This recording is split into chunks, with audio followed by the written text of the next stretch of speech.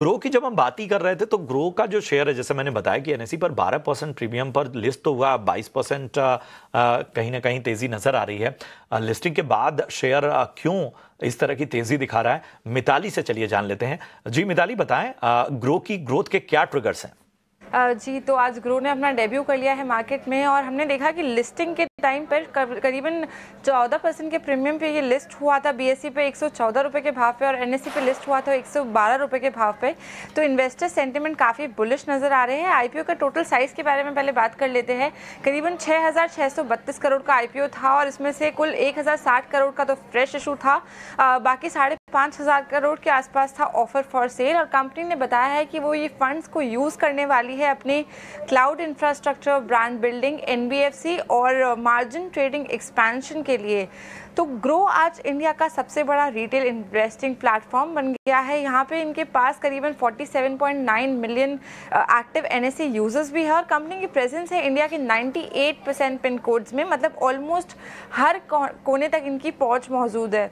2017 में ये इनके फॉर्मर जो फ्लिपकार्ट के एग्जीक्यूटिव्स थे, उन्होंने ग्रो फाउंड किया था और यूजर्स का ग्रोथ हुआ है 33% ईयर ऑन ईयर बेसिस पे हमने देखा। फाइनेंशियल्स की अगर मैं बात करूं तो ऑपरेटिंग रेवेन्यू पहुंचा है करीबन 4,000 करोड़ तक, यानी 49% की ग्रोथ देखने को मिली है ईयर ऑन ईयर बेसिस पे। पैट की अगर मैं बात करूं तो वो करीबन 1,824 करोड़ के आसपास देखने को मिला, मतलब कंपनी अब प्रॉफिटेबल होती हुई नजर आई है। एबिटा मार्जिन में भी हमें इंप्रूवमेंट देखने को मिला, करीबन 60.8% तक इनका एबिटा मार्जिन पहुंचता हुआ नजर आया। और सबसे खास बात यह है कि इनके 78% न्यू ऑर्गेनिक यूजर्स भी ऐड हुए हैं बिना किसी हेवी मार्केटिंग के। तो आउटलुक जो है कंपनी का, उस पर बात कर लेते हैं। तो पोस्ट इशू मार्केट कैप है इनका करीबन 62,000 करोड़ के आसपास और वैल्यूएशन पहुंच गया करीबन 34 टाइम्स FY25 अर्निंग्स के दम पर। एनालिस्ट का कहना है कि आप सब्सक्राइब कर सकते हैं इसे लॉन्ग टर्म के लिहाज से। आनंद राठी ने इसे लॉन्ग टर्म सब्सक्राइब की रिकमेंडेशन भी दी है। शुक्रिया करेंगे मिताली ग्रो पर तमाम बातें बताने के लिए। आखिर कौन कौन से ग्रोथ फैक्टर्स हैं ग्रो की इस दमदार ग्रोथ के, वो भी आपको मिताली ने स्पष्ट रूप से बताया। चलिए ग्रो पे हमने बात कर ली, मार्केट प्लेटफॉर्म शेयरों पर बात कर ली।